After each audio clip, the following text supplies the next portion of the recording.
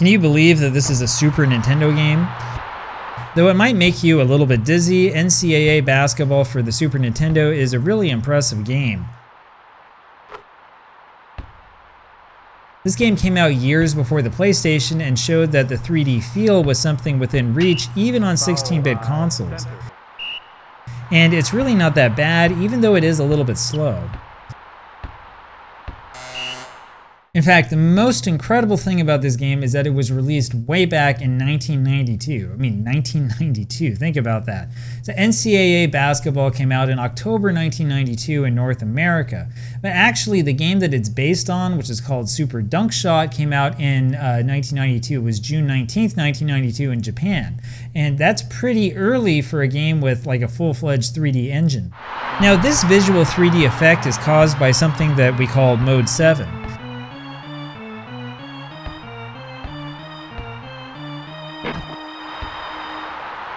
As this old Super NES player's guide explains, the Mode 7 effects allowed programmers to create a 3D effect because they could scale and rotate a background layer separately. If you combine this together with a few visual programming tricks, you can come up with a 3D effect that is pretty believable, though it can make you feel dizzy if you overdo it. Though the behind-the-back perspective of this game is pretty cool, it seriously gives me a headache if I play it for too long. Now, NCAA Basketball was not the first game to use this kind of effect, and it was also not the last. You can see the Mode 7 effects in tons and tons of Super NES games, although only a few of them go as far as NCAA goes, and there's a good reason for that.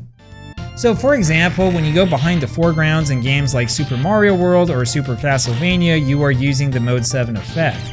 Something as simple as the scrolling in the background of halftime of Madden 1994 uses Mode 7, though this seems kind of like a waste of such a powerful technique. And the 3D effect of the ball coming toward you in Super Famicom 5 is another good example of what Mode 7 can do. But there's one game that we all think of when it comes to Mode 7, one game that made this technique absolutely famous. That would be F-Zero. F-Zero made this mode famous with its hyper-realistic racing action. But this also showcases the issue with the 3D perspective that Mode 7 can give you. If you're playing a racing game with a bunch of straight tracks and some occasional curves, the mode works fine, sure. However, when you're trying to play a sports game with this dedicated 3D perspective on the whole time, it's just a total headache.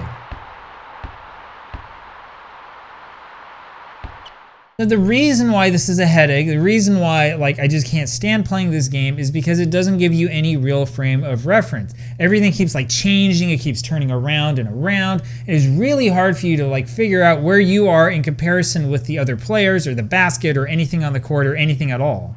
Now, NCAA Basketball does give me a headache after 20 minutes or so, though it's really not the worst game that was designed like this. Stanley Cup on the Super NES is the game where they just went too far. I mean, hockey is a fast sport as it is, but it's just frustrating when things keep spinning around and you can't figure out where the puck is. And you barely have enough time to figure out where you are after the screen stops turning around. I mean, seriously, did anybody actually playtest this game? Now, as you remember, there was a similar 3D effect in a bunch of arcade games in the mid-1990s. Now, it's pretty obvious that the programmers back then thought that this was going to be the wave of the future.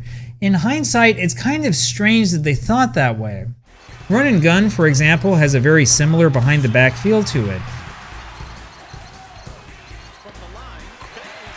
It feels like it's a 3D game, though you will notice that the screen doesn't just turn around on you at random.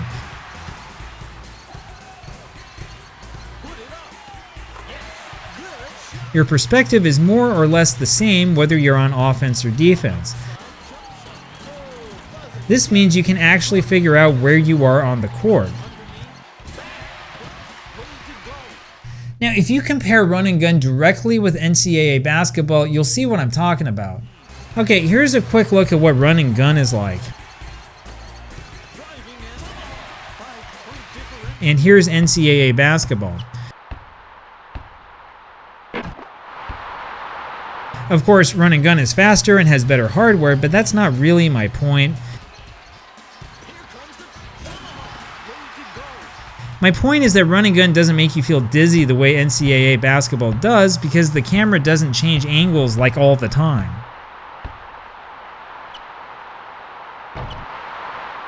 Now, when you understand this, you will understand why certain notorious basketball games just were not popular. It turns out that most gamers really don't like motion sickness. For example, one of the major problems with NBA Jam Extreme is that the game is going for a full 3D perspective. Now, it's not quite as extreme as NCAA Basketball, but it's kind of similar. It's hard to figure out exactly where you are. Again, a big part of the problem is the way the screen keeps moving when you play. If you look at NBA Showtime, you'll notice that the vomit-inducing 3D camera effects are missing. Though there are some 3D effects, the game relies mostly on a 2D graphics engine, and it's a lot more playable as a result.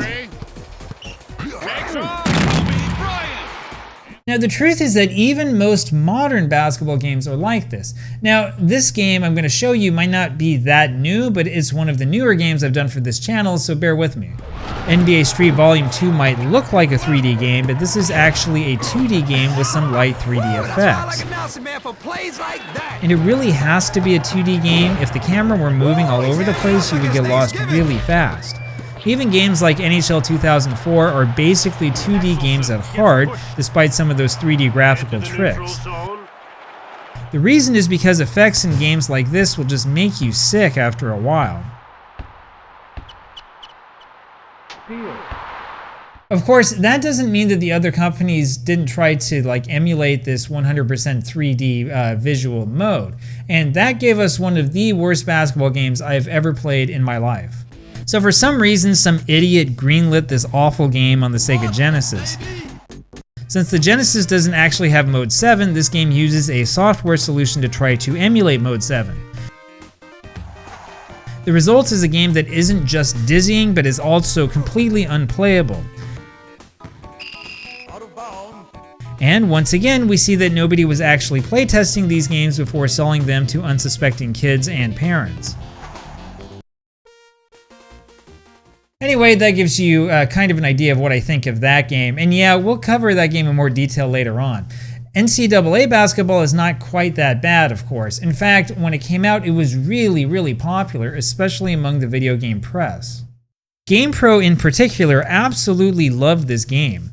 The magazine did note that it would be nice to have an actual crowd, but note that they didn't say anything about the camera making you dizzy. Anyway, GamePro gave this game a solid review.